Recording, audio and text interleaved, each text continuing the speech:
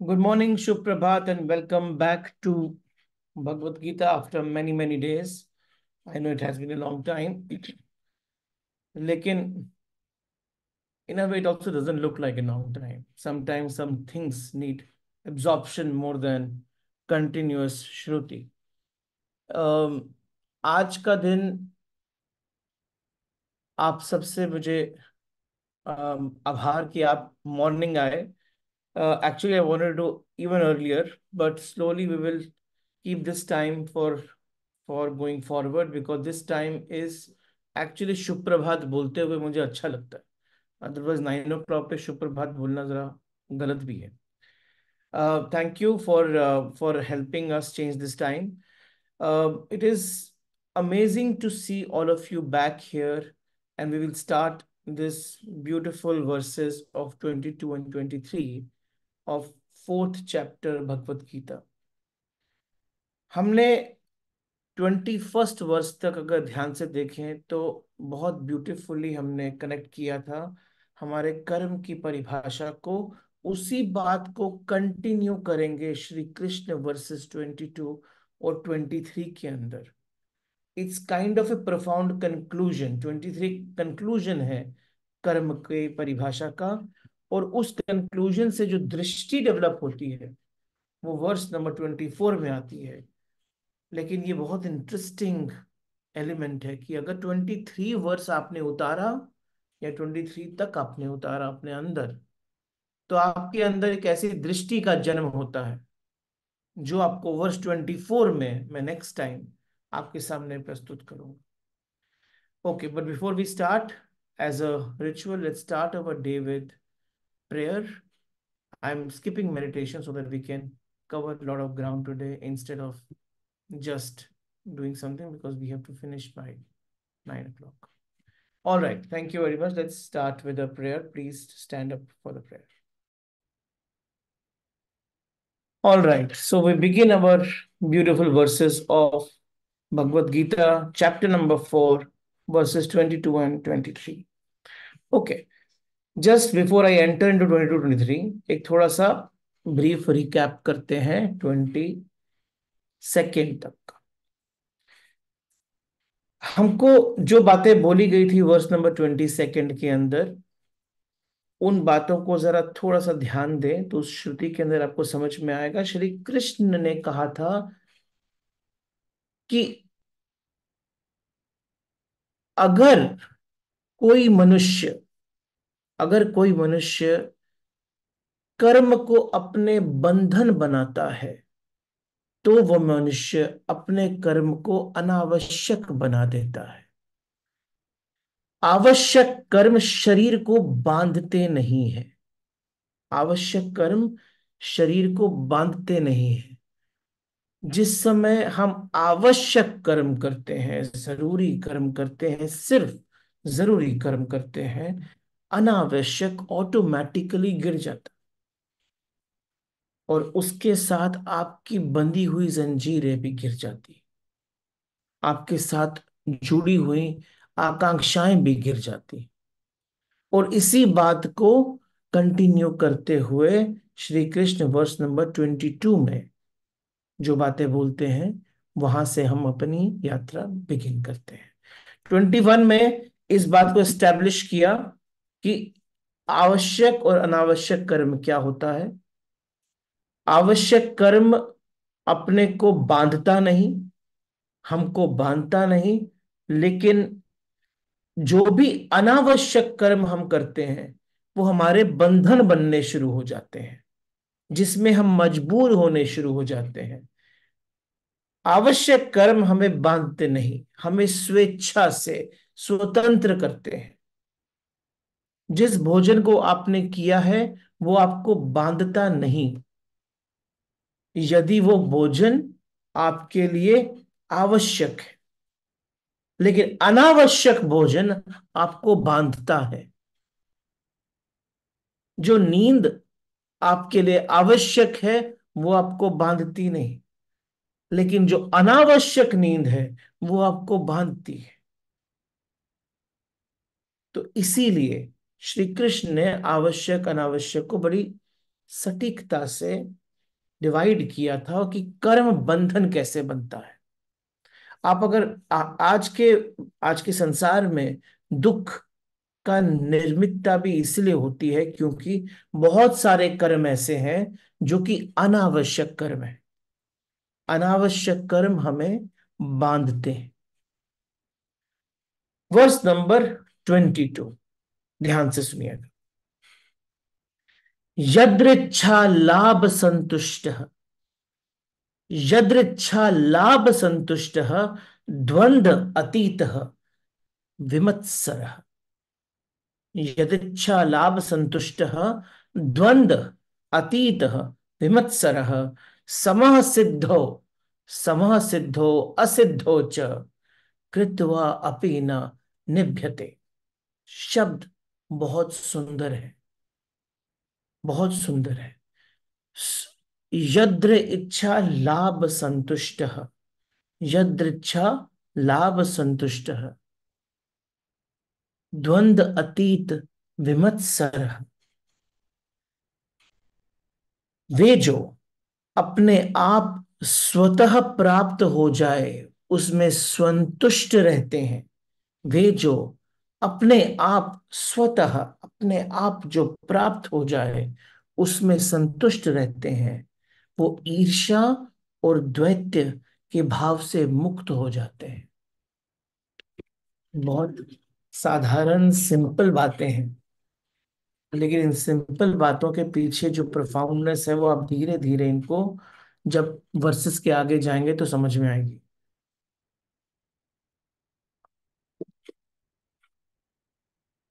वो सफलता और असफलता में समानता देखते हैं। वे सभी प्रकार के कार्य करते हुए कर्म के बंधन में नहीं पड़ते हैं। कितनी सुंदर बात है। सेम बात है ना, फर्स्ट नंबर चैप्टर नंबर 2 में भी की, 3 में भी की, 4 में भी की। कई बार सोचते होगे कि अर्जुन को बार बार सेम चीज क्यों बोल रहे हैं, लेकिन अर्जुन के प्रश्न भी तो बार बार सेम ही आ रहे हैं। अब अर्जुन के मुख से शब्द शायद बदल रहे होंगे, प्रश्न तो वही है कि भाग जाता हूं। तो श्री कृष्ण अपनी बातें थोड़ी बदल देंगे, वो तो उत्तर भी वही देंगे, शब्द बदल देंगे। अब यहां पर एक बड़ी, हमारे लिए एक बहुत ब्यूटीफुल सा प्रसाद रख दिया श्री कृष्ण। चैप्टर नंबर 2 में बात की थी, सुख दुख है समय कृत्वा लाभा लाभो जया जय, कि जिसके लिए सुख और दुख समान अवस्था है, जिसके लिए, जिसके लिए लाभ और हानि समान अवस्था है, जिसके लिए युद्ध या अयुद्ध समान अवस्था है, जिसके लिए, उसके लिए। वहां तो प्रॉपर्टी बताई थी आज, यहां बताया वो आदमी बनता कैसे है। इस वर्ष में बताया कि वो आदमी का जन्म कैसे होता है। वो आदमी बनता ऐसे है, यदृच्छा लाभ संतुष्ट, यदृच्छा लाभ संतुष्ट द्वंद अतीत विवत्सर। यानी कि जो अपने आप स्वतः प्राप्त किए हुए में संतुष्ट रहता है, जो अपने आप, अपने आप जो कुछ भी आपको प्राप्त हो जाए उसमें ही संतुष्ट रहने वाला और द्वंद्वों से अतीत हुआ, तथा तथा ममत्व, ममत्व मतलब ममता, ममत्व अर्थात ईर्ष्या से रहित हुआ, सिद्धि और असिद्धि से समत्व भाव वाला हुआ, ऐसे पुरुषों को कर्म कभी बांधते नहीं। यानी कि उसके लिए सुख और दुख समान अवस्था हो जाती है। किसके लिए? जिसके लिए, जिसके पास जो भी प्राप्त हो उसमें उसे संतुष्टि हो, जो प्राप्त हो उसमें संतुष्ट, द्वंद्वों से अतीत। इन दो बातों को ठीक से समझना जरूरी है। जो प्राप्त हो उसमें संतुष्ट, द्वंद्वों से अतीत, इन दो बातों को ठीक से समझ लेना जरूरी है। अब जरा समझें कि दो जो मिले उसमें संतुष्ट, उसमें संतुष्ट कौन रह सकता है? जो मिले उसमें संतुष्ट कौन रह सकता है? क्योंकि हमारा जो चित्त है ना, वो तो एकदम उल्टी गंगा चलाता है। वो कहता है जो मिले उसमें ही असंतुष्ट होना। चित्त को तो संतोष मानता नहीं। वो मानता है उसमें संतोष जो उसे नहीं मिला है। जैसे ही मिल जाए, उसे चित्त की संतुष्टि दिखती नहीं उसके अंदर। चित्त आपका जो मन है वो जीता है उसमें जो नहीं मिला है, उसके मिलने की आशा आकांक्षा में, जो कि नहीं मिला है, और मिलते ही व्यर्थ हो जाता है। चित्त को जो मिलता है वो व्यर्थ हो जाता है, जो नहीं मिलता है वही उसे सार्थक मालूम पड़ता है, वही उसे सही मालूम पड़ता है। चित्त सदा ही असंतुष्टि में जीना जानता है, वो जीना चाहता है। आपके चित्त का अर्थ ही है असंतोष।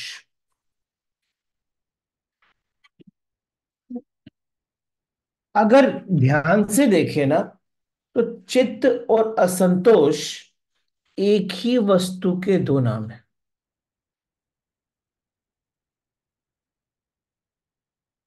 ऐसा नहीं है कि चित्त असंतुष्ट होता है, बल्कि ऐसा है कि चित्त का मतलब ही असंतोष है। क्योंकि जिस क्षण संतुष्टि आती है, उसी क्षण चित्त भी चला जाता है।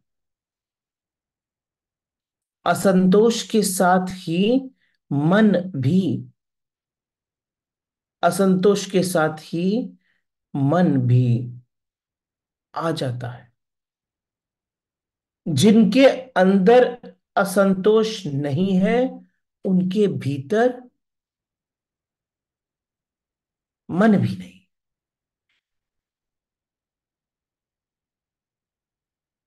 हम मन के अंदर से असंतोष को निकालने की कोशिश करेंगे तो वो पॉसिबल ही नहीं है, क्योंकि मन का अर्थ ही असंतोष है। किसमें असंतोष? जो मिला है।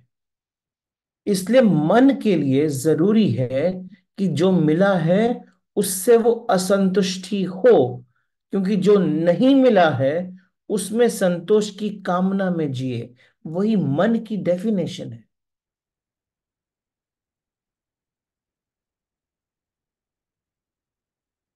जैसे जैसे मन विलीन होता है, वैसे वैसे असंतोष भी विलीन होता है। श्री कृष्ण बड़ी सुपर बात कर देते हैं। वो क्या बोल रहे हैं कि जो मनुष्य असंतोष में और द्वंद में नहीं जीता है, उसको कर्म बांधते नहीं है। एक तरफ मन की डेफिनेशन दी, दूसरी तरफ कर्म और मन का कनेक्शन बताया कि कर्म बांधता इसलिए नहीं, इसीलिए है क्योंकि जो मिला है कर्म करने से, वो तुम्हें संतुष्टि देता नहीं, क्योंकि मन है। इसलिए नहीं कि मन के अंदर कुछ है, मन है इसलिए असंतुष्टि है। मन उसकी ही आकांक्षा में जीता है जो नहीं मिला है। इसलिए मन के लिए जरूरी है कि जो मिला है उससे वो अंतुष्ट असंतुष्ट हो। उसके लिए वो असंतुष्ट हो, क्योंकि संतुष्टि मन के बाहर है। संतुष्टि मन के अंदर है ही नहीं। लेकिन हमारा जीवन मन के साथ जीता है, इसीलिए हमारा जीवन असंतुष्टि में ही जीता है।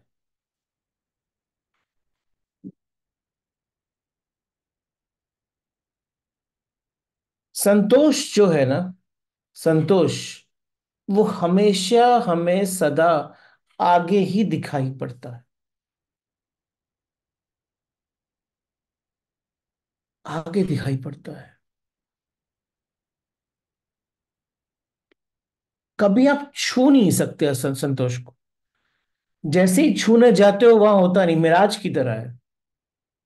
एक डेजर्ट पे मिराज की तरह है, दूर से दिखता है। वॉक करते हैं, जैसे ही पहुंचते हैं वहां होता नहीं, और दूर दिखता है। मृग तृष्णा की तरह है। श्री कृष्ण बहुत उल्टी बात करते हैं। वो कहते हैं जो पुरुष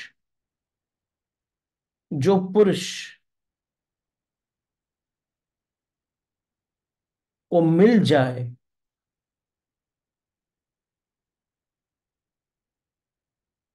मिलते ही जैसे ही उसे संतोष मिल जाए, जो भी उसे मिल जाए उसमें संतोष मिल जाए, वो पुरुष के कर्म उसे बांधते नहीं।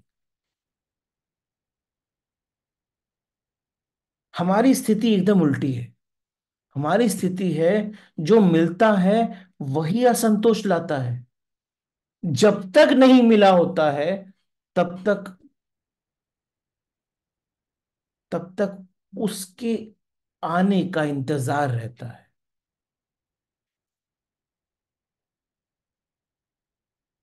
उसके आने का इंतजार रहता है। मिलने के पश्चात वही चीज जिसका इंतजार था, वो संतोष ले आती है।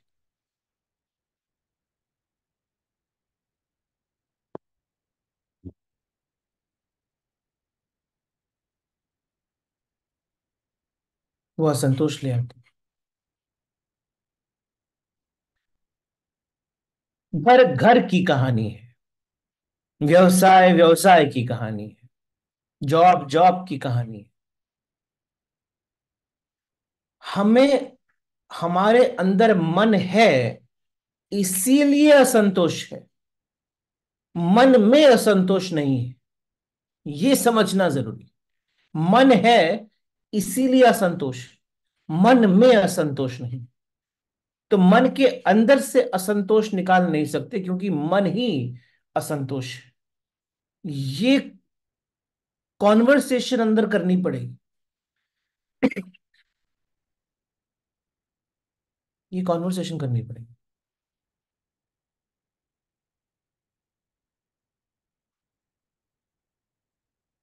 आप अगर,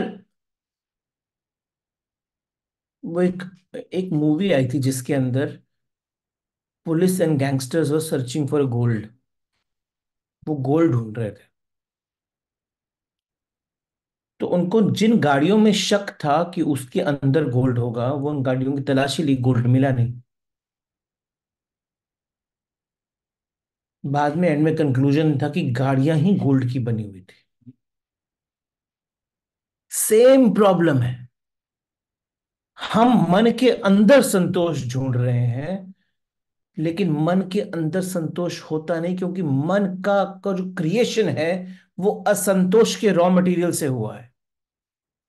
मन ही असंतोष। मन में संतोष या असंतोष नहीं होता। मन ही असंतोष। असंतोष का की केमिस्ट्री क्या है? असंतोष की केमिस्ट्री है कि जो मिला उसको भूल जाना, और जो नहीं है उसकी अपेक्षा करना। जो मिला उसको भूल जाना, जो नहीं है उसकी अपेक्षा करना, ये उसकी केमिस्ट्री है।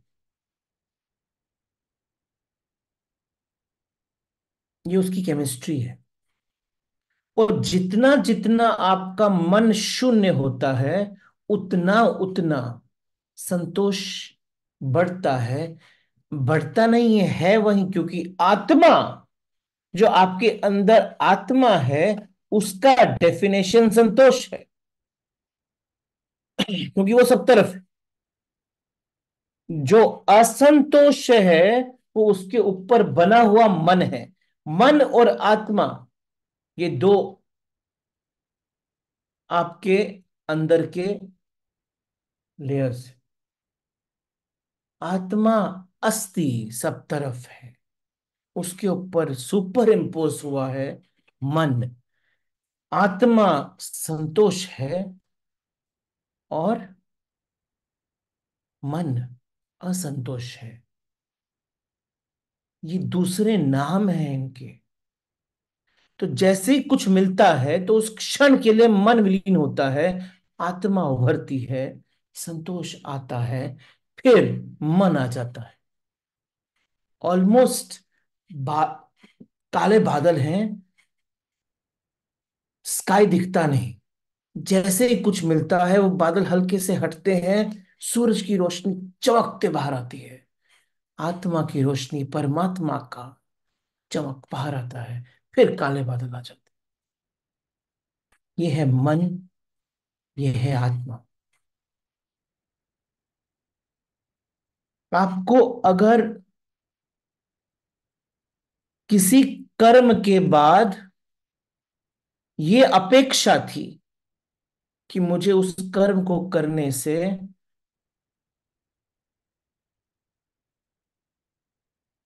50 लाख रुपए मिलने वाले हैं, और कर्म करने के बाद आपको 10 लाख मिलते हैं, आपकी घर की जरूरत 10 लाख ही है, तो आपका कितना नुकसान हो। मन की डेफिनेशन से सोचेंगे तो 40 लाख का नुकसान हो गया। आत्मा की डेफिनेशन से सोचेंगे तो ना नुकसान ना फायदा, जितनी जरूरत थी पूरी हो गई। अब आपके कर्म से आपको मिलना कितना था, ये तो आपकी मन की परिभाषा है, आत्मा की नहीं।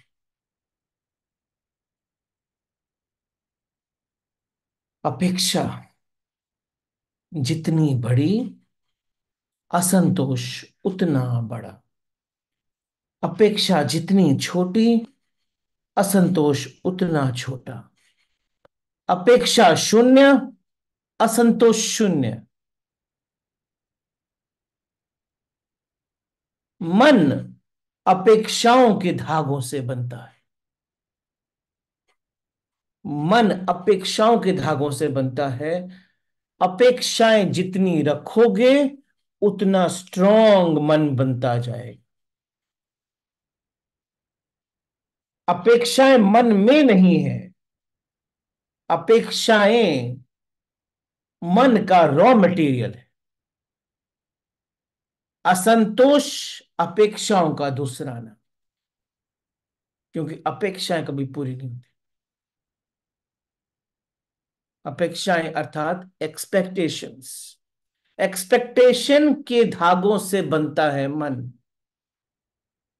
अपेक्षाओं के धागों से बनता है मन, और अपेक्षाओं के पीछे पीछे चलता है असंतोष। जैसे जैसे अपेक्षाएं बनती हैं वैसे वैसे असंतोष बनता है।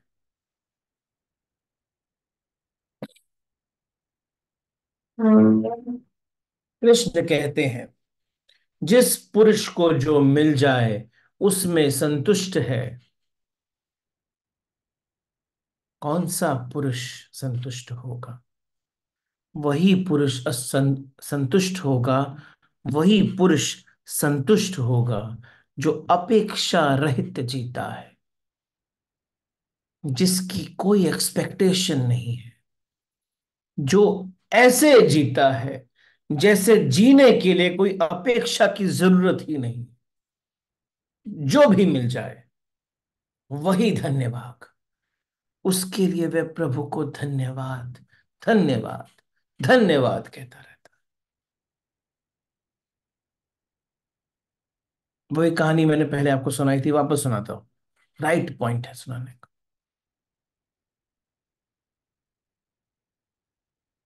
गौतम बुद्ध के बहुत सारे शिष्य हुए। एक शिष्य ने बोला कि अभी यात्रा कितनी लंबी है, आपके साथ बैठे बैठे कहीं ना कहीं मुझे अपनी अंदर की एक यात्रा करने की इच्छा हो रही है। तो बुद्ध ने बोला, जा, तू रेडी है, जा, लेकिन मेरे 3 प्रश्नों के उत्तर दे के जाना, तब मैं मानूंगा कि हाँ तू अपनी यात्रा के लिए अभी रेडी है, मेरी साथ की जरूरत नहीं है। कहाँ जाएगा, पहला प्रश्न। तो उसने बोला एक गांव है, बहुत दूर यहां से,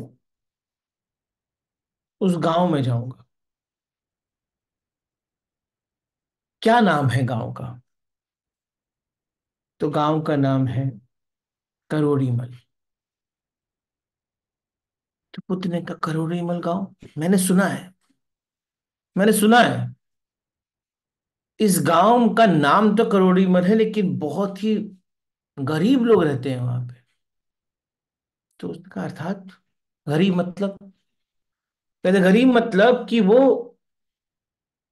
बहुत ही खराब लोग हैं। जाएगा तो तेरे को वेशभूषा में देखेंगे तो गालियां देना शुरू कर दे, तब तू क्या करेगा? तो उसने कहा आपकी बातें सिखाई हुई हैं, मैं तो जानता हूं, कहते मेरा मन बोलेगा। सुनने की बात है, मेरा मन बोलेगा कितने अच्छे लोग हैं, सिर्फ गालियां ही देते हैं, मारते नहीं। कितने अच्छे लोग हैं, सिर्फ गालियां ही देते हैं, मारते नहीं। धन्यवाद। अच्छा, लेकिन अगर तूने कुछ रिएक्ट नहीं किया तो शायद मारेंगे भी, तब क्या करेगा? तब मेरा मन बोलेगा कितने भले लोग हैं, सिर्फ मारते ही हैं, मार नहीं डालते। बुद्ध ने कहा क्या पता मारते मारते मार ही डालें। कहते मरते मरते मेरा मन बोलेगा धन्यवाद प्रभु, इस जीवन में जितनी यात्रा करनी थी कर ली, और यात्रा करते करते कहीं मेरा मन डोल जाता और वापस से मैं निर्वाण के बिल्कुल पास था, वो भी निकल जाता। धन्यवाद प्रभु, जो भी जीवन दिया मस्त होके दिया, सुंदर जिया। अब आपकी जो इच्छा, प्रभु की इच्छा। बुद्ध ने कहा तू रेडी है, तू जा, अब तेरे को मेरी जरूरत नहीं। अपेक्षाएं मनुष्य के अंदर असंतोष को जन्म देती हैं। अपेक्षाएं ही असंतोष को जन्म देती हैं, क्योंकि अपेक्षाएं मन को बनाती हैं, और मन फिर असंतोष बन जाता है। और जिसका मन विलीन हो गया, अर्थात जिसकी अपेक्षाएं विलीन हो गई, उसका असंतोष भी विलीन हो गया। असंतोष भी विलीन हो गया।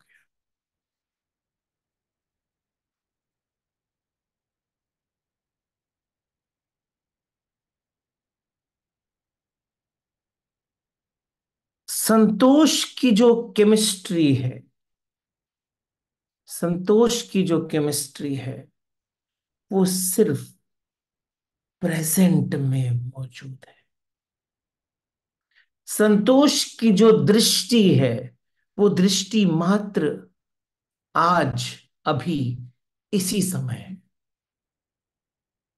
वो ही व्यक्ति संतुष्ट हो सकता है जो आज और अभी और इसी समय पर अपनी दृष्टि को रखे।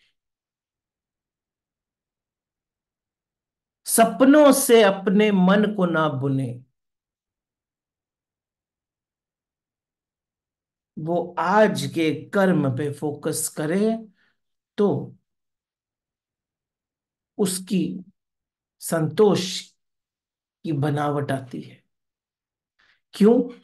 क्योंकि परमात्मा आज अभी इसी समय है। क्यों? क्योंकि आत्मा आज अभी इसी समय है। क्यों? क्योंकि चैतन्य आज अभी इसी समय है। जिस समय चैतन्य आपके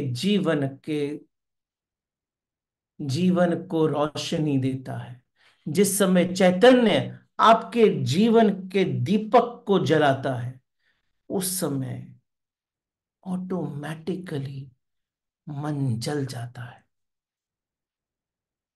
चैतन्य के दीपक से मन जलता है। जिस समय आप ये चुनाव नहीं करते कि ये होता तो वो होता, वो होता तो ये होता, आपका जब मन इन प्रश्नों से निकल जाता है, तो आपके मन का जो क्रिएशन है, जो कपड़ा है, जो कि अपेक्षाओं से बना है, वो जल जाता है।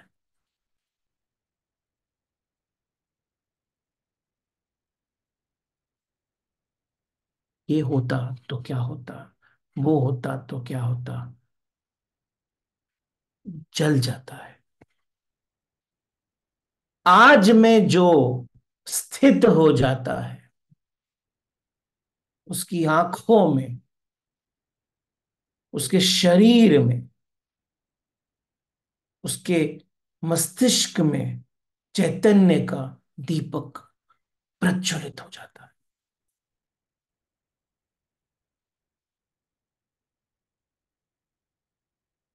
कृष्ण कहते हैं कि जो मिल जाए उसमें जो संतुष्ट है, जो मिल जाए, जो प्राप्त हो जाए उसमें जो राजी है, आभार से भरा है, अनुग्रहित है और द्वंद के पार है, वही संतुष्ट है। वही, उसी के कर्म उसे बांधते नहीं। एक और बात वो इस वर्ष में करते हैं, वो द्वंद के पार है। द्वंद्वातीत होने का अर्थ क्या है, बियॉन्ड डुअलिटी होने का अर्थ क्या है, दो के बाहर होने का अर्थ क्या है। संतुष्ट हो जाना जितना कठिन है, द्वंद से बाहर होना भी उतना ही कठिन। सारा जीवन द्वंद में ही जीते हैं। हम दो में ही जीते हैं, दो में ही जीते हैं। जिससे प्रेम करते हैं उसी से घृणा भी करते हैं। सारी मनुष्य जाति का ये अनुभव है। हमारा मन जैसे असंतुष्टि से बनता है, वैसे ही मन को जो कलर देता है वो द्वंद देता है। तो धागा तो बनाया मैंने अपेक्षाओं का, धागा यूज किया अपेक्षाओं का, और डाई यूज करी मैंने द्वंद की। जिससे हम आकर्षित होते हैं उसी से हम विकर्षित भी होते हैं। जिससे हम मित्रता बनाते हैं उसी से हम शत्रुता बनाते हैं। जिस गुरु को दूर से देख के प्यार करते थे, जैसे ही वो पास आया उसकी खामियां दिखनी शुरू हो गई। अब वो गुरु रहा नहीं, उसको सुनना बंद कर दिया। अब वहां पर एक द्वंद का एस्टेब्लिशमेंट कर दिया। जिसके साथ हम जीना चाहते थे, साथ आते ही अब उसके अंदर हमें द्वंद दिखना शुरू हो गई। जिससे आप प्रेम करते हैं उससे आप 24 घंटे प्रेम कर नहीं पाते, क्योंकि कभी ना कभी वो ऐसी हरकतें कर देता है कि जहां पर घृणा का एस्टेब्लिशमेंट होता है। जिसका आप आदर करते हैं उसके प्रति आप आदर 24 घंटे नहीं कर पाते, क्योंकि कभी कभी वो कुछ ऐसे कर्म करता है जो कि आपकी अपेक्षाओं के धागों से दूर है, तो कलर लगता है अनादर का। तो जो डाई बनती है कपड़ों की, वो डाई बनती है द्वंद से।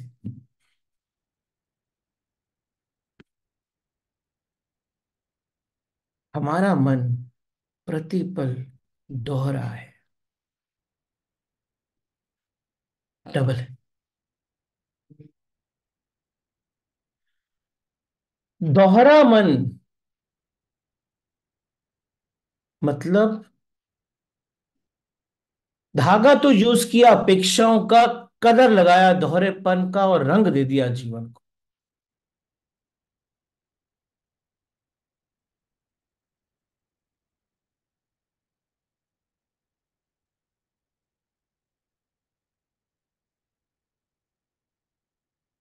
ये कलर जो आपके जीवन को मिलता है, ये जो कलर आपके जीवन को मिलता है, वो आपके इस पूरे के पूरे अपेक्षाओं के धागों को छुपाता रहता है, और ये कॉम्प्लिकेटेड केमिस्ट्री क्रिएट करता है, जिसके कारण मन को विलीन करना कठिन हो जाता कठिन हो जाता है। जरूरत तो पड़ेगी बाहर किसी की, आपको मन को विलीन करने के लिए, लेकिन जिसकी जरूरत पड़ती है उसके ऊपर भी अपेक्षा के धागे बन जाते हैं। जैसे ही वो सामने आता है, उसकी दूसरा साइड दिखना शुरू हो जाता है, अपेक्षाएं कुछ और बनती हैं, आप डाउट में आते हो, और डाउट आपके मन को विलीन होने से रोक देता है। तो जब श्री कृष्ण कहते हैं द्वंद्वातीत, मन तो जीता है द्वंद्व में, सदा द्वंद्व में, मन तो जीता है सदा विकल्प में, सदा ही दो विकल्पों के बीच में खड़ा रहता है।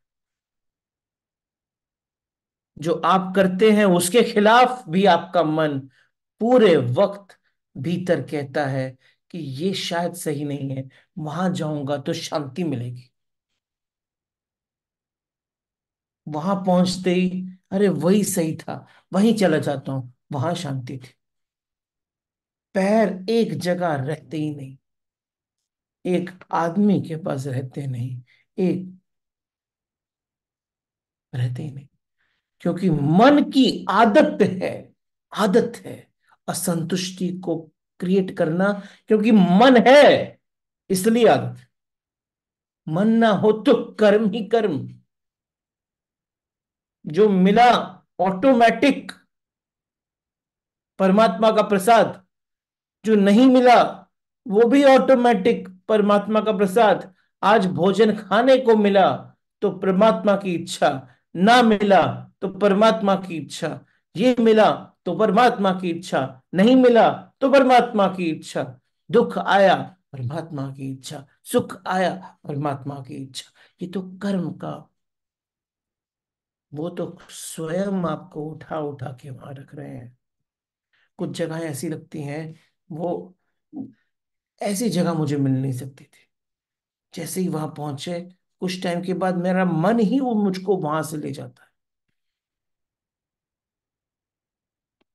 आपके मन का एक हिस्सा सदा, निरंतर, जहां आप हो, जिस जगह आप हो, उसके विरोध में काम करता रहता है।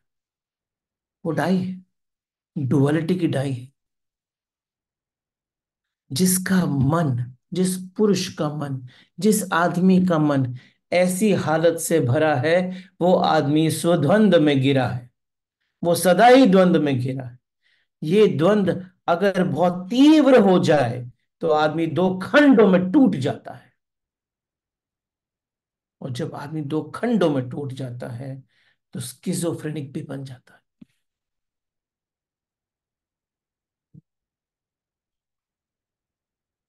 डुअल पर्सनालिटी का जन्म हो जाता है।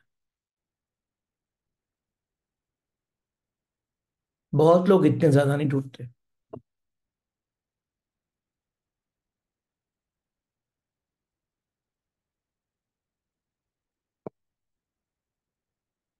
हम दो खंडों में टूटते नहीं, लेकिन हमारे दो खंड फ्लूइडली चालू रहते हैं। हम भी किसी तरीके से स्किज़ोफ्रेनिक ही हैं। बस कंटिन्यूअसली हमारा ये वो कई बार कुछ लोग पहचान में ही नहीं आते। आज कुछ था, कल कुछ और दिखता है। क्यों? क्योंकि अपेक्षाएं, अंदर जो लेयर अपेक्षा की है, वो बार बार कलर ढूंढती है, कपड़ा रंग ढूंढता है। आपने कर्म किया प्रशंसा के लिए, प्रशंसा नहीं मिली, तो रंग ढूंढा वहां का जहां प्रशंसा मिलेगी। आपने कर्म किया कोई चीज पाने के लिए, वो नहीं मिली, तो कलर ढूंढने बैठे, यहां से नहीं मिलेगी वहां से मिलेगी। स्किज़ोफ्रेनिज्म, डुअलिटी, दोहरापन, ब्रेकडाउन ऑफ मन नहीं है, सिर्फ उसकी कंटिन्यूअस फॉर्मेशन रिफॉर्मेशन, कलरिंग रिकलरिंग, उसके ऊपर भी डिपेंड करता है।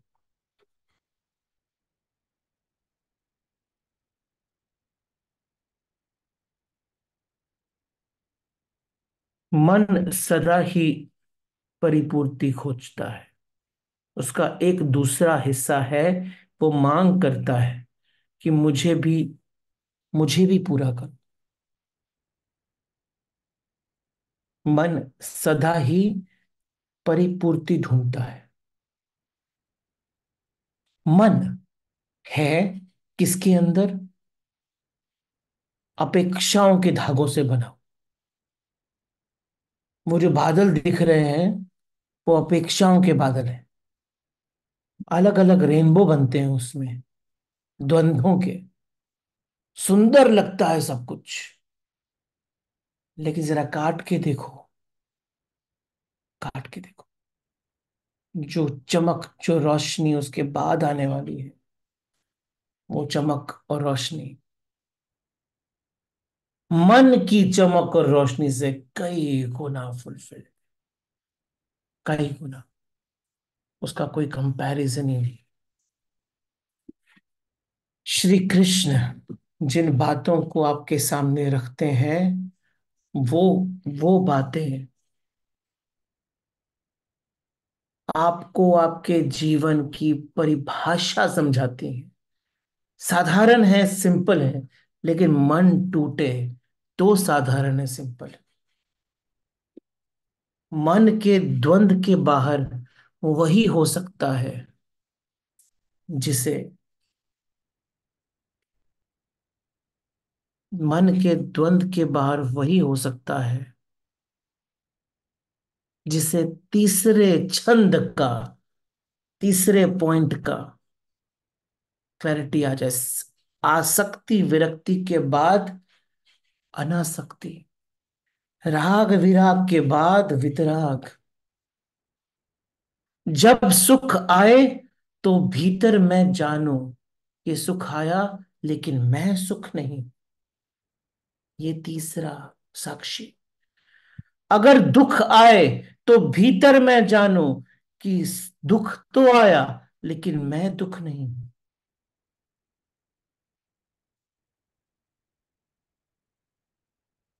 सुख आता है, दुख आता है, घृणा आती है, प्रेम आता है, मित्रता आती है, शत्रुता आती है, हार आती है, जीत आती है, सम्मान मिलता है, अपमान मिलता है। सब द्वंद है, सब द्वंद है।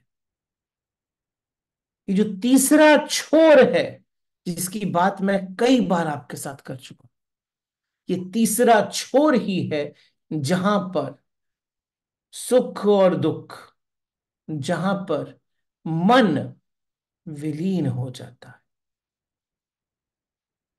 लेकिन प्रॉब्लम द्वंद में जीने में है, क्योंकि मैं, जो मेरा अहंकार है, मैं, वो मन के साथ एक हो जाता है।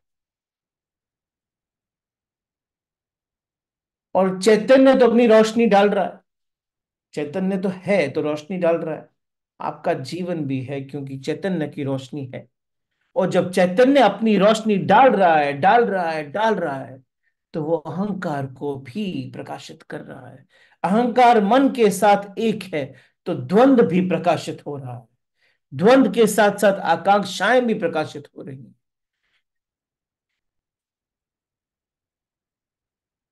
जब तक आप ये ना जानो कि जो मैं दिख रहा है मन के साथ एक हुआ, वो मैं नहीं हूं, मैं तो वो हूं जो प्रकाश दे रहा है, जो प्रकाश है, तब द्वंद से दूर होना पॉसिबल है। तब द्वंद से दूर होना पॉसिबल है।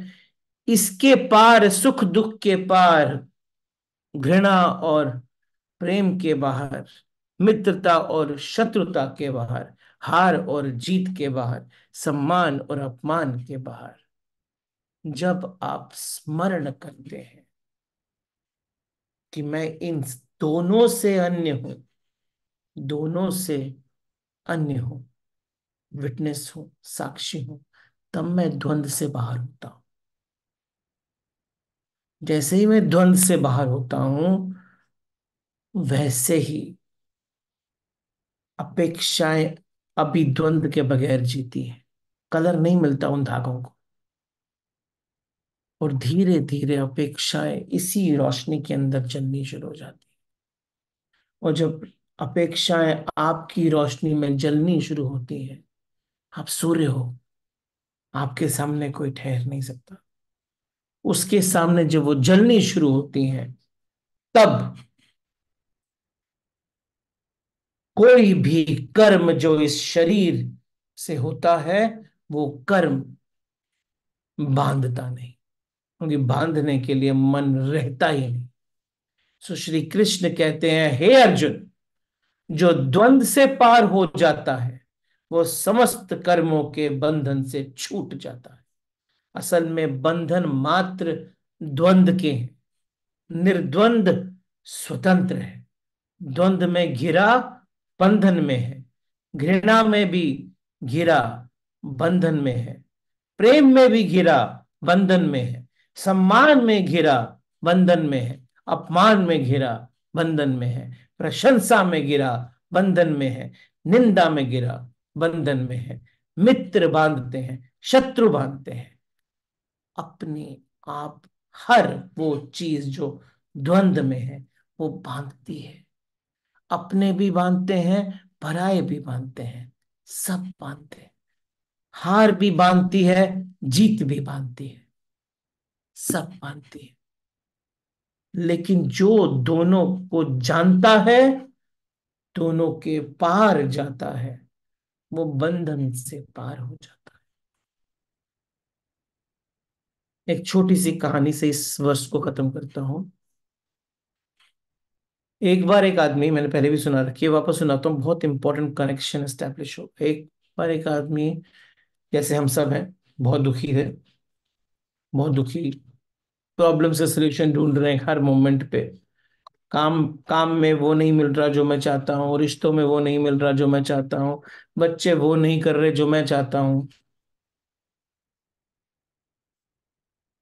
मेरा हस्बैंड नहीं समझ रहा, मेरी वाइफ नहीं समझ रही, मेरे माँ बाप नहीं समझते क्या जो मैं चाहता हूँ। मेरी अपेक्षाओं के मेरी अपेक्षाओं के जो फैब्रिक बनी है मन की, वो तो बहुत कुछ चाहती है। मेरा बॉस वो नहीं कर रहा जो मैं चाहता हूँ, मेरी ऑर्गेनाइजेशन वो नहीं कर रही जो मैं चाहता हूँ, उसको ये करना चाहिए, वो ऐसा क्यों नहीं सोच रहा। बहुत सारी ऐसी इच्छाओं के बीच में सोचते हैं, चलो वो पहाड़ पे जाके कुछ आंसर मिल जाएगा। तो यात्रा शुरू। कर्म भूमि को छोड़ के हमने द्वंद भूमि जोड़ी। कुरुक्षेत्र को छोड़ के अर्जुन, यहाँ बहुत तकलीफ है, छोड़ के जरा ऋषिकेश के दर्शन करके आते हैं।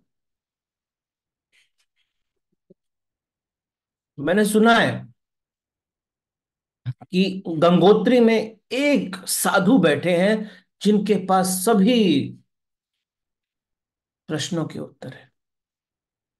चल पड़े, पहुंचे साधु के पास। साधु बोले, क्यों आए पुत्र? बहुत तकलीफ है, बहुत मुश्किलें हैं, बहुत प्रॉब्लम्स हैं।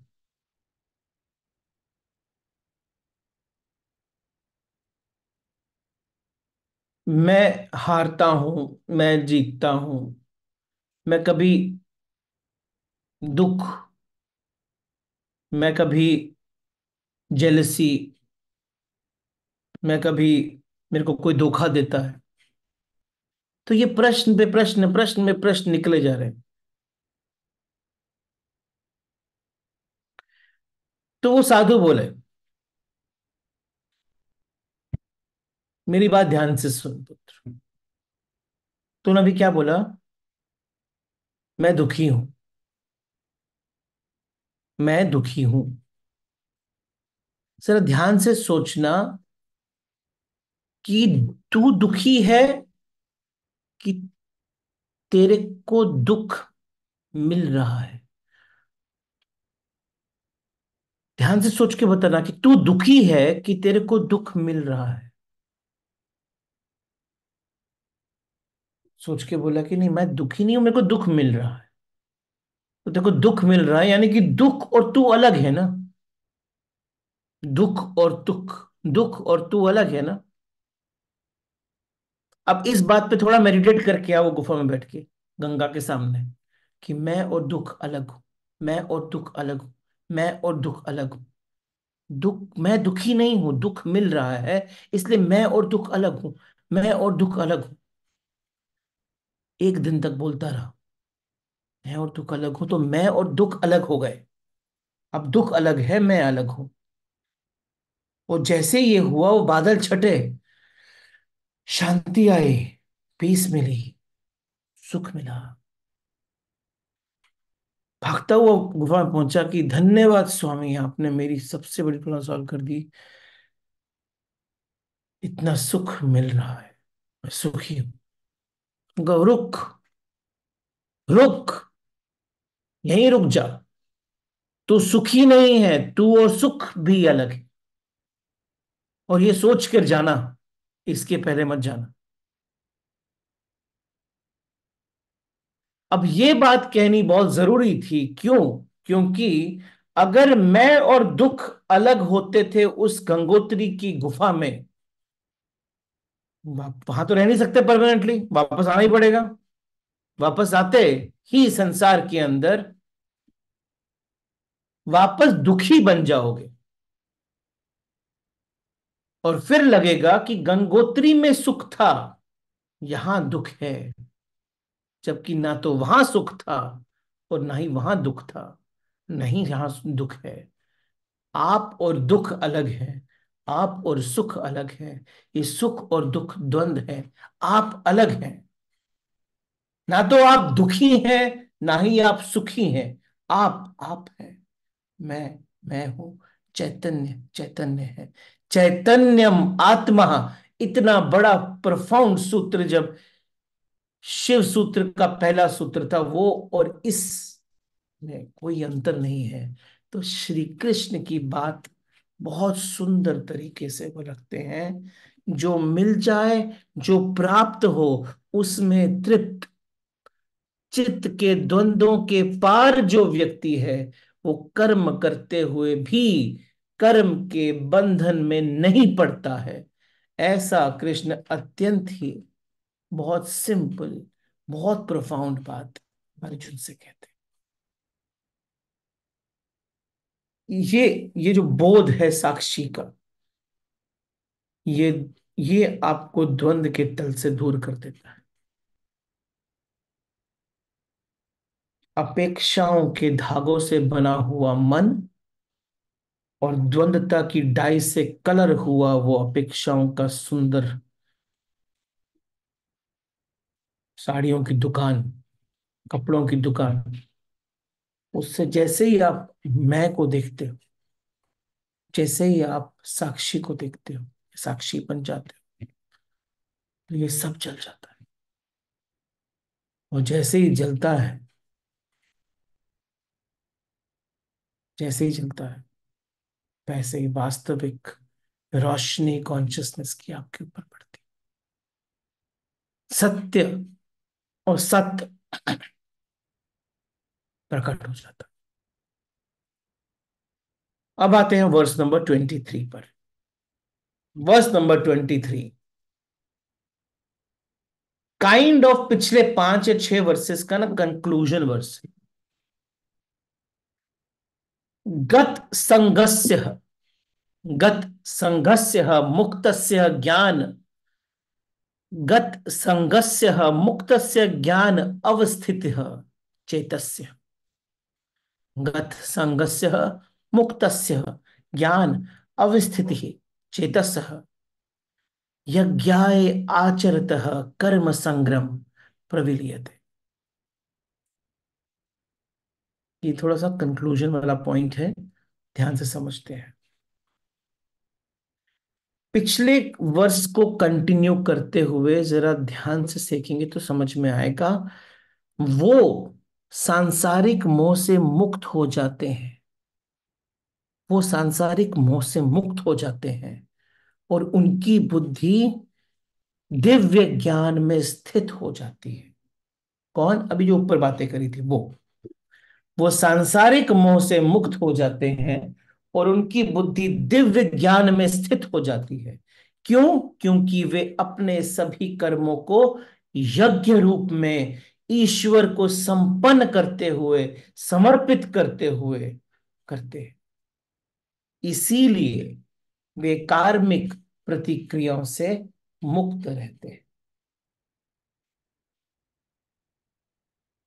गत संघस्य, सांसारिक पदार्थों में आसक्ति से मुक्त।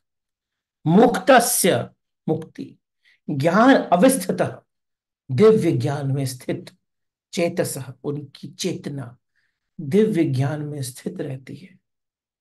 यज्ञाय आचरतः, उनका आचरण यज्ञ रूपी होता है। ईश्वर के प्रति यज्ञ के रूप में होता है उनका आचरण। कर्म समग्रम प्रविलियते, उनके सभी कर्म संपूर्ण रूप से सांसारिक मुक्ति को प्राप्त करते हैं। कंक्लूसिव वर्स है इस श्लोक के अंदर। श्री कृष्ण अपने पिछले 5, आई थिंक 5 श्लोकों का निष्कर्ष सार प्रस्तुत करते हैं।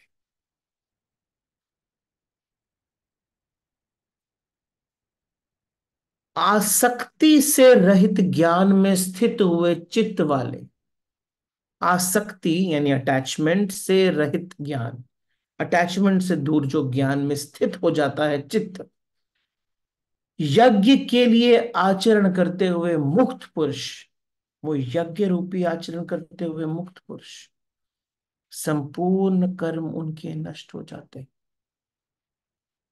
अज्ञान कामः कर्मः, अज्ञान है इसीलिए काम है, इसीलिए कर्म है। लेकिन अगर ज्ञान में स्थित हो गया तो काम निकल गया, कर्म निकल गया।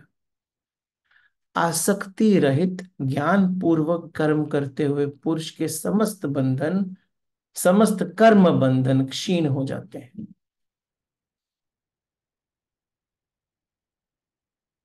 आसक्ति रहित, अनअटैच्ड, अनआइडेंटिफाइड, तदात्मय मुक्त, यानी कि इन सब से मुक्त हुए कर्म, इन सब से मुक्त हुए कर्म ईश्वर के प्रति, कर्म ईश्वर के प्रति भक्ति हो जाती है। जिन कर्मों में आसक्ति नहीं है, जिन कर्मों में अटैचमेंट नहीं है, जिन कर्मों में तदात्मय नहीं है, उन सभी कर्मों में, आसक्ति रहित कर्मों में जो पुरुष लगा है उससे बड़ी भक्ति कोई नहीं कर सकता। ईश्वर तो वही चाहते हैं, वही आपकी पूजा, वही है आपकी अर्चना, वही है आपका कीर्तन, वही है बस और बस, सिर्फ वही।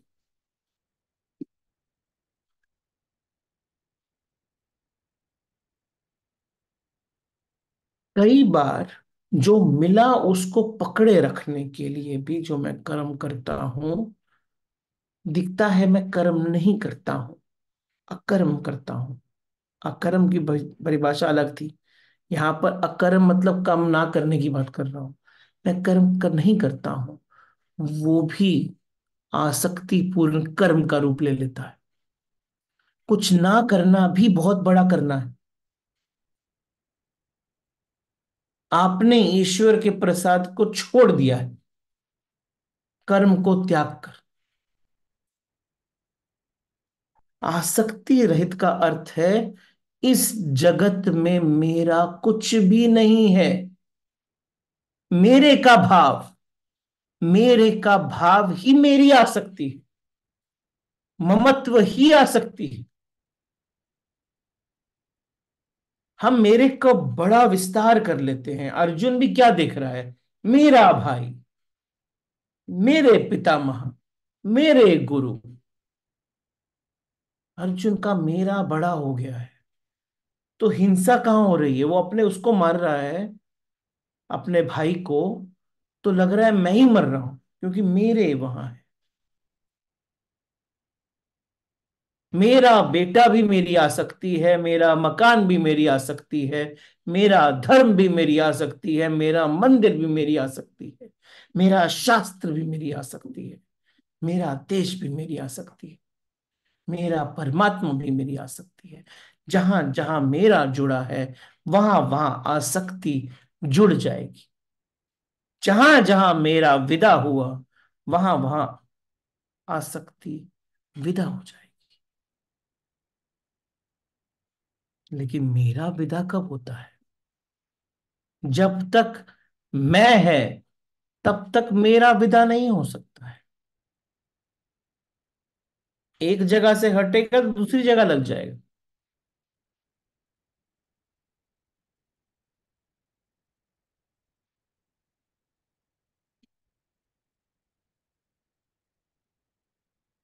मेरा विदा होना बहुत कठिन है।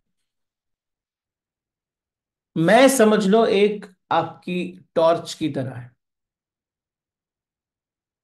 है आपकी छोटी सी टॉर्च है जिसको मैं की टॉर्च को लेके हम घूम रहे हैं। और टॉर्च है तो जलती है, जलती है तो रोशनी निकलती। और जिस पे भी वो रोशनी पड़ती है वो मेरा बन जाता है। तो मैं टॉर्च है और जहां पर वो रोशनी पड़ी वो मेरा बन गया। और जैसे ही वो मेरा बन गया, मैं फिर उसके साथ जुड़ जाता हूं। फिर वो मेरा है। अब वो मेरा है, उसको कुछ हुआ तो मुझको कुछ होता है। ये छोटी सी टॉर्च लेके मैं पूरे संसार में घूम रहा हूं। मैं की टॉर्च बुझाने को मुक्ति कहते हैं, ताकि सूर्य की रोशनी आ सके। मैं की टॉर्च ऐसे लगा के बैठा हूं मैं, कि जो सूर्य की रोशनी चमक रही है वो दिखती ही नहीं। जहां जहां वो रोशनी पड़ती है मैं की, वो सब मेरा हो जाता है। और जितना उसका डाइवर्जन है लाइट का, उतना सब मेरा है। उसके बाहर सब मेरा नहीं। उस लाइट तक अंदर पड़ा हुआ मेरा है। मैं, मेरे माँ बाप, मैं, मेरी पत्नी, मैं, मेरा पुत्र, मैं, मेरा, मेरा।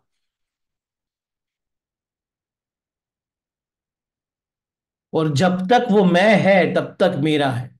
मेरे होने से मैं नहीं है, मैं के होने से मेरा है। मेरे के बिना आदमी मानता ही नहीं। मेरे को लेकर ही चलता है साथ। मंदिर भी जाए तो मेरा बना लेता है। परमात्मा का कोई मंदिर होता ही नहीं इस पृथ्वी पर, पृथ्वी ही मंदिर है। कोई इसका मेरा, मेरा मंदिर, इसके लिए तो दो मेरे टक्कर खा जाते हैं ना। ये मेरा मंदिर है, ये तेरा मंदिर है। ये मेरी मस्जिद है, ये तेरी मस्जिद। ये मेरी चर्च है, वो तेरी चर्च। ये मेरा मंदिर, ये मेरी चर्च। ये मेरा शास्त्र, वो तेरा शास्त्र। दो मेरे टकराते क्यों हैं? दो मेरे टकराते इसलिए हुए हैं कि दोनों मेरे मैं से जन्म ले रहे हैं। और मैं मन के साथ जुड़ा है। पिछले वर्ष को याद करो। हर एक के मैं अलग हैं, क्यों? आकांक्षाएं अलग हैं। और जैसे ही आकांक्षा और द्वंद्वों की मैं दो दुकानें देखूंगा, तो दोनों दुकानें अलग होने वाली हैं। इससे जो मेरा जन्म लेगा और इससे जो मेरा जन्म लेगा अलग होने वाला। अभी तक हम पृथ्वी को ऐसा नहीं बना पाए जहां की हम वह मंदिर बना सकें जो कि मेरा ना हो, तेरा हो, उसका हो, परमात्मा का हो। परमात्मा का मंदिर थोड़ी, ये संसार ही परमात्मा है। सब आशाएं की थी मंदिर बनाने की, इसी तरह की परमात्मा का बन जाए। लेकिन सब मंदिर आखिर में किसी के मंदिर सिद्ध हो जाते।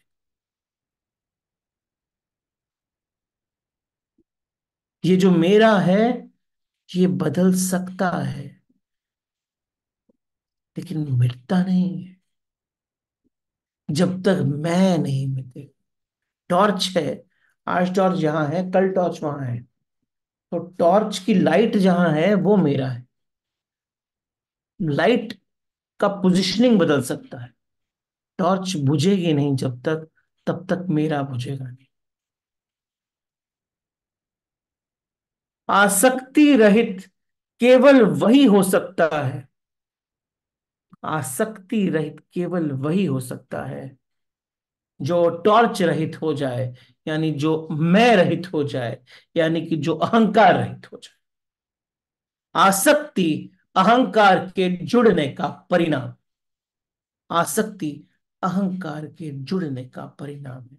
आसक्ति अहंकार का रेंडिशन है, आसक्ति अहंकार का मैनिफेस्टेशन। जिस टॉर्च की लाइट दौड़ते दौड़ते जहां तक पहुंचती है वो सब मेरा बन जाता है, उससे आसक्ति हो जाती है, वो पकड़ लिया जाता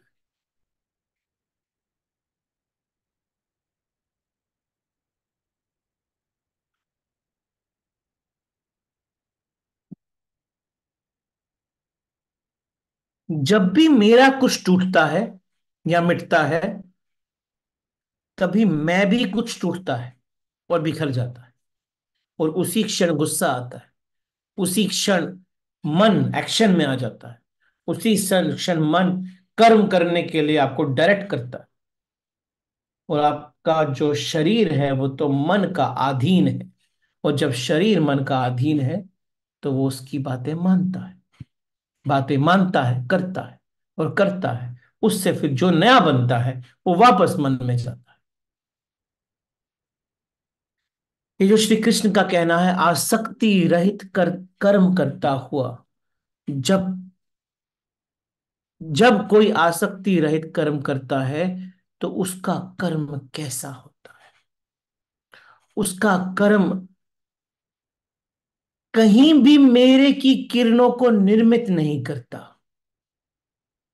उसका जीवन कहीं भी किसी से तदात्म स्थापित नहीं करता। वह किसी को नहीं कहता मेरा, किसी को नहीं कहता, कहीं भी गहरे में उसके अंदर मेरे का भाव नहीं होता। वो जीता है मेरे से रहित होकर जीता है, तब जीवन यज्ञ हो जाता है, तब ऐसा कर्म आसक्ति रहित हो जाता है, जीवन को यज्ञ बना देता है। तब पूरा जीवन एक पवित्र हवन की तरह हो जाता है। ऐसा पुरुष श्री कृष्ण कहते हैं अर्जुन से सारे बंधनों को क्षीण कर देता है। फिर किसी बंधन का उपाय नहीं रहता, कोई बंधन पैदा ही नहीं होते। जब आप सोचिए टॉर्च बुझी, सूर्य की रोशनी पड़ी, आपके चैतन्य की सूर्य की रोशनी, और जब सूर्य की रोशनी पड़ती है तो सब तरफ परमात्मा, परमात्मा, सब तरफ ईश्वर ईश्वर ईश्वर। ये मंदिर जो मेरा था वो परमात्मा का मंदिर तब बनता है, वो मस्जिद जो मेरी थी या तेरी थी वो परमात्मा की मस्जिद बन जाती है। ये पहाड़, ये पेड़, ये सब परमात्मा के बन जाते हैं। शरीर पिघल जाता है, मैं आपको देखता हूं तो मैं खुद को देखता हूं, मैं परमात्मा को देखता हूं, मैं उसको देखता हूं तो परमात्मा को देखता हूं। सब तरफ परमात्मा परमात्मा पर। मैं के ही आधार पर ढालते हैं हम अपने कारागृह को। मैं अगर तोड़ा तो कारागृह गिर गया, तो कारागृह गिर गया। मैं में ही हम सदा सदा अपने को सजा दे रहे हैं, अपने कारागृह को बना रहे हैं। मैं को तोड़ो तो देखो मुक्ति मुक्ति मुक्ति, मोक्ष मोक्ष मोक्ष। सब कर्म आपके यज्ञ बन जाएंगे, कहीं पर पाप हो ही नहीं सकता, क्योंकि सब कर्म ईश्वर की देन हो जाएगी। तभी श्री कृष्ण ने कहा था सुख दुखे समय कृत्वा यतो युद्धाव युद्धस्व, यानी उस समय युद्ध भी पाप रहित हो जाता है। यतो युद्धाव युद्धस्व। अगर हमने अगर हमने अपने आप को कैद किया हुआ है अपने मैं में, तो आप अगर घर पे भी हो तो कारागृही है। और अगर मैंने मैं को विलीन कर दिया है तो कारागृह भी आपकी मुक्ति बन जाती। अगर आपने अपने मैं के साथ अपने आप को बंद किया हुआ है तो सारे मेरे आपकी जंजीरें बन जाती। तो आप घर पे भी हो तो भी जंजीरों में, लेकिन आपने अगर मैं को तिरोहित किया हुआ है तो जंजीरों में होते हुए भी आप मुक्त हो जाते। चैतन्यम आत्मा कि जिस समय आपको आभास हो जाती है तो ये जो पूरा का पूरा संसार है वो मुक्ति का रूप बन जाता है। पूरा संसार मुक्ति का रूप बन जाता है। कृष्ण कहते हैं आसक्ति रहित होकर पुरुष जब कर्म करता है तो उसका जीवन यज्ञ हो जाता है, पवित्र हवन की तरह। उसमें मैं का जो पागलपन है वो विदा हो जाता है, मेरे का विस्तार गिर जाता है, आसक्ति का जाल टूट जाता है, तदात्मय का भाव खो जाता है। फिर वह व्यक्ति जैसा भी जिए, वह व्यक्ति जैसा भी चले, फिर वह व्यक्ति जो भी करे, उस करने, उस जीने, उस होने में कोई बंधन नहीं होता। वो व्यक्ति मुक्त हो जाता है। क्यों? क्योंकि मैं की ही जो प्रॉब्लम है उसके अतिरिक्त मनुष्य का कोई बंधन नहीं। क्योंकि ईगो ही बंधन को क्रिएट करती है। क्योंकि मैं के अतिरिक्त मनुष्य का कोई अंधापन ही नहीं है। गड्ढों में गिरने के लिए कोई जहर की जरूरत नहीं है, कोई धक्के की जरूरत नहीं है, आप खुद ही गिरा रहे। इसीलिए आसक्ति रहित वही होगा जिसका मैं खो जाएगा तो उसका मेरा खो जाएगा। मेरा खोएगा तो बंधन टूट जाएंगे। शून्य की तरह, शून्य की तरह ऐसा पुरुष जीता है। शून्य की तरह जीना, यज्ञ रूपी जीवन को उपलब्ध कर लेना है। और फिर कोई बंधन निर्मित होते ही नहीं। फिर कोई बंधन निर्मित होते ही नहीं। ये वो दृष्टि को जन्म देता है। वो दृष्टि को जन्म देता है जिस दृष्टि से प्रेम निकलता है, जो दृष्टि प्रेम बन जाती है। प्रेमी ढूंढत मैं फिरूं, प्रेमी मिले न कोई। प्रेमी को प्रेमी मिले तब सब विष अमृत होए। यानी परमात्मा कोई किसी किसी जगह पर प्रेमी को ढूंढना नहीं है। जैसे ही मिलेगा प्रेमी, जैसे ही ईश्वर आपके अंदर आ जाएंगे, सारे विष अमृत हो जाएंगे। सारे विष अमृत हो जाएंगे। प्रेमी प्रेमी ढूंढत मैं फिरूं, प्रेमी मिले न कोई। द्वंद्व है ये, द्वंद्व। प्रेमी को प्रेमी मिले तब सब विष अमृत होए। जब अंदर प्रेमी का जन्म हो जाएगा तो सब विष अमृत हो जाते। इससे उस दृष्टि का जन्म होता है जिस दृष्टि के बाद जो आपको दिखता है वो श्री कृष्ण वर्ष नंबर 24 में बोलते हैं, जो नेक्स्ट टाइम करें। Profound conclusion. प्रेमी ढूंढत मैं फिरूं, प्रेमी मिले न कोई। प्रेमी को प्रेमी जिले तब सब विष अमृत होए। सारे बंधन टूटते, सब मेरा टूटता। मेरा टूटते ही आप सब तरफ ईश्वर को देखोगे, स्वयं में भी, किसी दूसरे में भी। हर कण कण में ईश्वर की चमक दिखनी शुरू हो जाएगी। Okay, all right, let's take up some questions.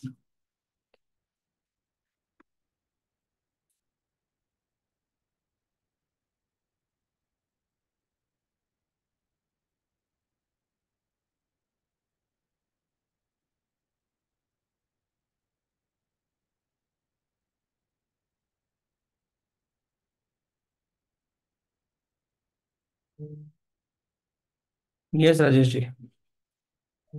सुप्रभात सर। आपने ये वक्त भी चेंज कर दिया, अच्छा लगा। सुबह सुबह 7:30 बजे से हो जाता है तो अच्छा भी लगा। ऐसा लग रहा है।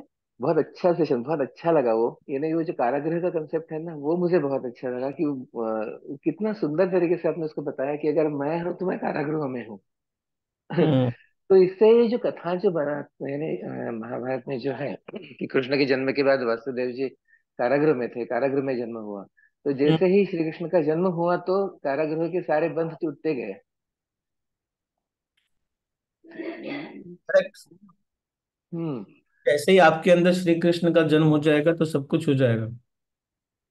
हम्म। बहुत सुंदर लगा आज का सेशन सुन के सर। बहुत थैंक यू। अच्छा। धन्यवाद sir.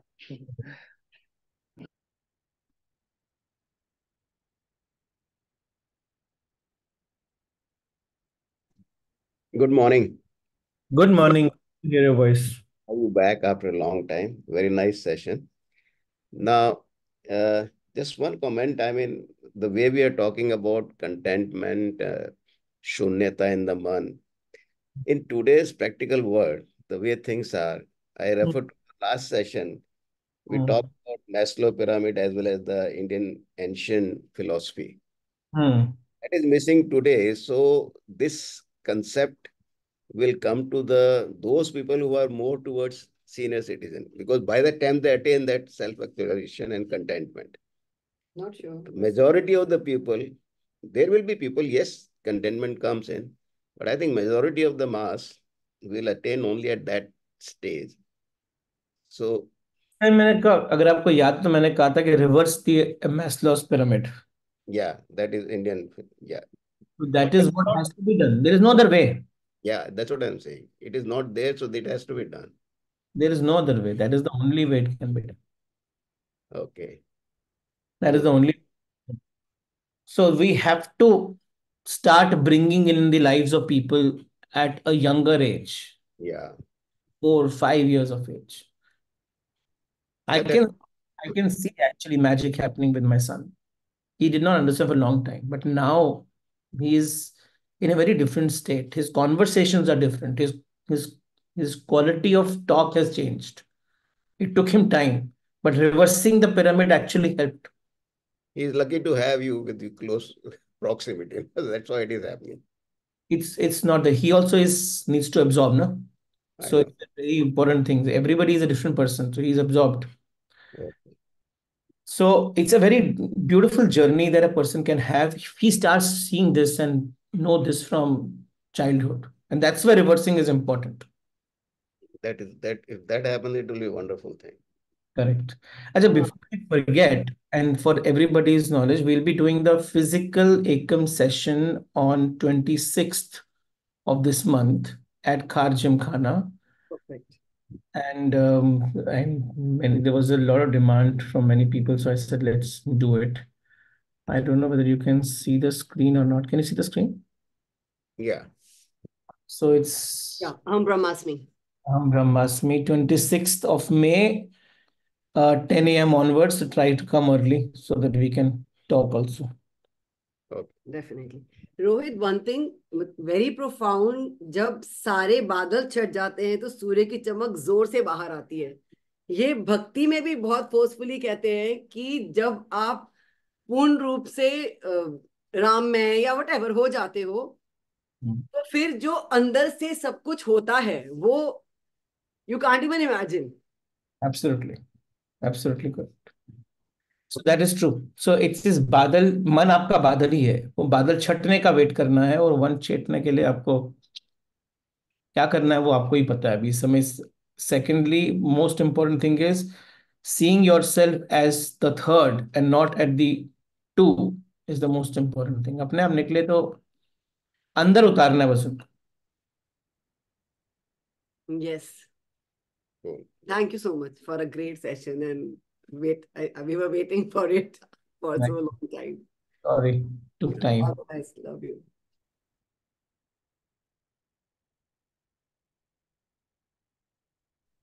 Yes, Subhash. Good morning, sir. Good morning, everyone.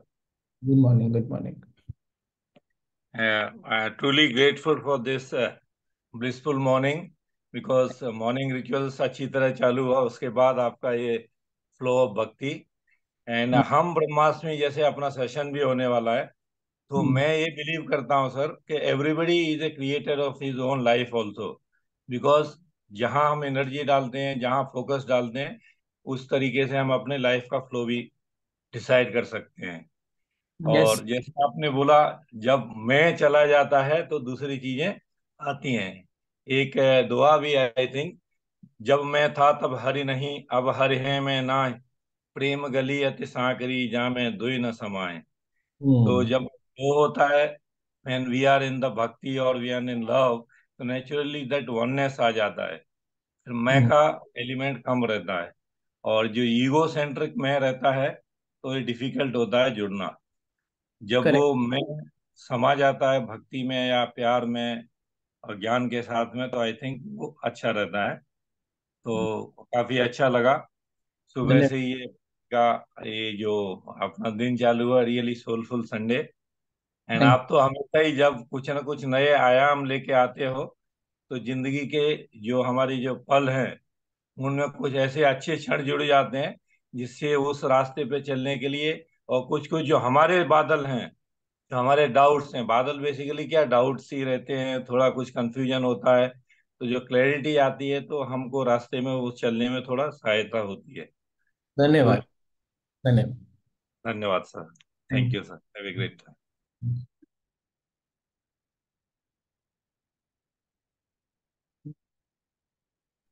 Yes Hemant ji, And now you also. Very good. Very lovely session.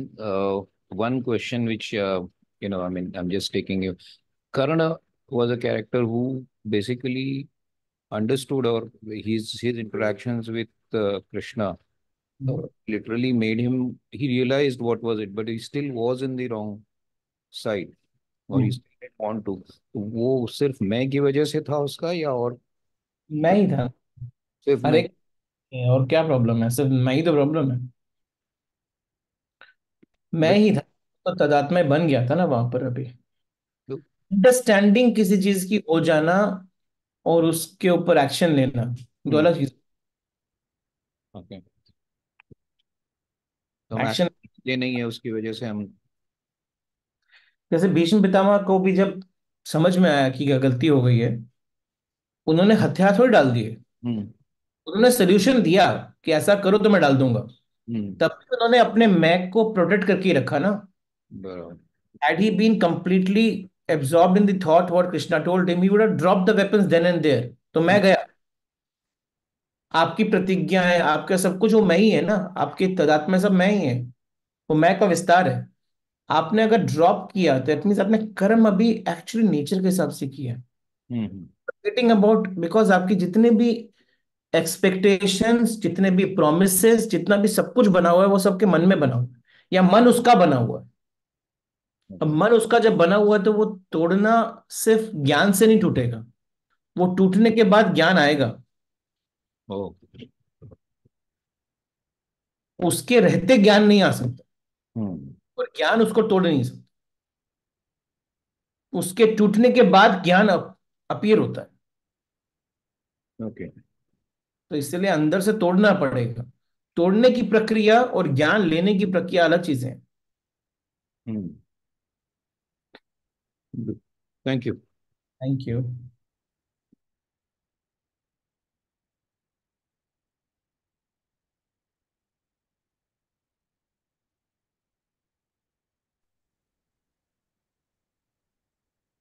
Rohit ji, है ना? बहुत ही अच्छा लगा आपका सुनकर। बट एक डाउट हमको ये लगता है हम्म। कि फिर दुनिया कैसे चलेगी अगर सब लोग सब कुछ छोड़ ही देंगे? क्या छोड़ देंगे? काम करना थोड़ी छोड़ना है, काम के पीछे की इच्छाओं को छोड़ना है। तो तो इसने थोड़ी बोला। काम को छोड़ना और काम की इच्छाओं को छोड़ना, तो काम जब ही करते हैं जब काम की इच्छा होती है। यही प्रॉब्लम है ना खाली। बगैर इच्छा के काम कैसे करेंगे? हम्म करेक्ट। अब ये बहुत बड़ा क्वेश्चन आ गया, क्योंकि अगर कर्म सिर्फ इच्छाओं के कारण होने वाला है तो कर्म वैसे भी रॉन्ग ही होने वाला है। तभी रॉन्ग चल रहा है ना, सब कुछ आसपास रॉन्ग ही चल रहा है। लेकिन हमको बहुत कुछ ऑफर किया जाता है एज ए प्रोसेस। आप बैठते हैं और आपके आप सामने ऑफरिंग आती है, ये करो ये करो ये करो ये करो, उसको पूरी तरीके से करना, और करते ही कुछ नया जन्म लेता है, फिर करते रहना, फिर करते रहना, फिर करते रहना। चलो, एक इच्छा से सोच के बिजनेस स्टार्ट किया था फॉर एग्जांपल, या इच्छा से सोच के जॉब स्टार्ट की थी, अब स्टार्ट हो गया ना, अब इच्छा को विलीन करो, अब करते जाओ। पहला पॉइंट इच्छा का हो सकता है, चलो स्टार्ट हुआ उससे, तभी जन्म भी इच्छा से ही हुआ ना, इच्छा थी तभी जन्म हुआ। अब जन्म हुआ, इच्छा ने आपसे कुछ करवाया, अब समझ में आया, आप करते चले जाओ, अब रुको मत, अब नई इच्छाओं को प्रकट मत करो, अब करते जाओ, प्रोफाउंड करो, बियॉन्ड एक्सपेक्टेशन करो। तो देखो क्या बनती है जिंदगी। जिंदगी के जीने का ढंग अलग है, ये ढंग अलग है। और इस ढंग पे नहीं पहुंचेंगे तो हम, आपके अंदर वैसे भी बहुत सारे बीज ईश्वर डालते ही रहते हैं, उन बीजों को हम भूल के अपनी इच्छाओं के बीजों पे चले जाते हैं, वो बीजों को छोड़ देते हैं। अब ये भी दो तरह की हुई ना, इच्छाएं भी। वो एक इच्छा नहीं, वो कर्म है, आपको ऑफर किया है। जैसे ये महाभारत इतना बड़ा एग्जाम्पल क्यों है? अर्जुन वहां तक पहुंचा शायद इच्छा तक पहुंचा, इच्छा के कारण पहुंचा। अब पहुंचा तो अब इच्छाएं ने, विपरीत इच्छाएं शुरू हो गई, तो कृष्ण ने बोला ना, अभी इच्छाएं छोड़, यहां से यज्ञ शुरू कर, चल। यहां तक इच्छाओं के कारण जिया ना, अब यहां से यज्ञ शुरू कर, आज से यज्ञ शुरू कर, अब इसको कर। ये कर्म तेरे को ऑफर हुआ है, तो वो करना ही पड़ेगा। अगर वो इच्छाओं की बातें मानता तो फिर वो तो शायद वहां से चले जाता था। कभी तो आपके जो जीवन चल रहे हैं वो तब तक चलता रहेगा जब तक इच्छाएं रहेंगी। जब इच्छाएं विलीन हो जाएंगी तो उस समय आपका जीवन यज्ञ बन जाएगा। यज्ञ बन जाएगा, कर्म नहीं रुकेगा, कर्म तो चलता ही रहेगा, लेकिन उससे जो जन्म लेगा वो एक धार्मिक जीवन होगा, वो ईश्वर के प्रति प्रसाद होगा, वो ईश्वर के प्रति आहुति होगी, समर्पण हो। सोचिए इसके ऊपर। बात बात उचित है आपकी, बहुत उचित है। एक अपना दृष्टिकोण बदलने में, जी, कर्म के साथ दृष्टिकोण को बदलते ही जाइए। एब्सोल्युटली। धन्यवाद। धन्यवाद सर, बहुत बहुत धन्यवाद। Last question. Hello, good morning, Rohit. Very interesting, eye-opening lecture, I should say. Uh, thank you. what I was feeling is very like कोई अपेक्षाएं होती है और इच्छाएं होती है, जो those which we feel are very normal. Like कुछ बहुत बड़ी अपेक्षा नहीं रखी है हमने, बहुत ही कम अपेक्षा रखी है, फिर भी वही पूरी नहीं होती है। So even that is like अपना मन का ही ये है, we have to break that इच्छाओं का वो जो एक ये है, आकांक्षाओं का, मन का वो ये है, it's a process of the मन विच इज हैविंग द इच्छाएं। So that has to be broken. And that has to be broken for sure. वो छोटी बड़ी कुछ नहीं होती है, इच्छा इच्छा ही होती है, छोटी बड़ी का क्या कॉन्सेप्ट है उसमें? okay, that is true, but like it's a very difficult process कि पता नहीं, like it is either a 0 or a 100%, like बीच का कोई रास्ता नहीं होता है ना इसमें। Absolutely correct, bang on. Don't say it is difficult, it is the process, it is hmm the whole journey of life, or maybe many lives, हम्म। लेकिन 0 और 100 तो So you एक have to go towards that goal, that's it। you have to move towards that goal absolutely every day. It's a Yes। daily work. The only work that is to be given to you is this: you have to think, why am I doing it? Hmm That why has to be asked every day. Why is a very beautiful question. If I'm getting angry, why am I getting angry? No, like for example, if we don't have any इच्छा, कोई भी इच्छाएं नहीं है, तो हम क्यों जी रहे हैं, ऐसा भी लगता है कभी कभी तो। तो इच्छा खिला रही है आपको ना, वो खेल रहा है मन आपके साथ। हाँ, तो अगर इच्छाएं नहीं रखेंगे, चलो एकदम जीरो ही कर देते हैं। समय आप इस स्टेट में हो, ठीक है, इस मोमेंट पे हो। अज्यूम करो life before this moment is different, life after this moment is different. Yes. इस मोमेंट पे अभी आपके कुछ कर्म है जो कि आपको ऑफर्ड है, यस। जिसमें इच्छा हो या अनिच्छा हो, ऑफर्ड है, करते यस। जाओ, यस। बस करते जाओ। यस। यस। यस। आज से शुरू कर दो, it's very simple, it's every day is a moment ना। Correct correct. इच्छा नहीं रखने से ही इच्छा रखने से ही कर्म होता है ऐसा नहीं है। आप ध्यान से देखोगे ना, उसको व्यू हाँ करो ना, ऐसा हाँ, नहीं। सही है। Okay, thank you. All right. Thank you very much. See you, all of you, on 26th of this month, 26th of May, in Kharjim Khana. This session is called as Aham Brahmasmi. Actually, नाम देने का नाम है तो वही बात है। आपसे मिलना है। We all will meet. Please try to make it. Morning time. It starts at 10 o'clock. 10. Although we would, if you can come early, come early. 10 to 1 will be there, and this session will be a physical session. I'll try to do more physical sessions as much as possible, but positive time, we are trying to putting something in between. Thank you very much. Let's conclude today's day with meditate with the prayer.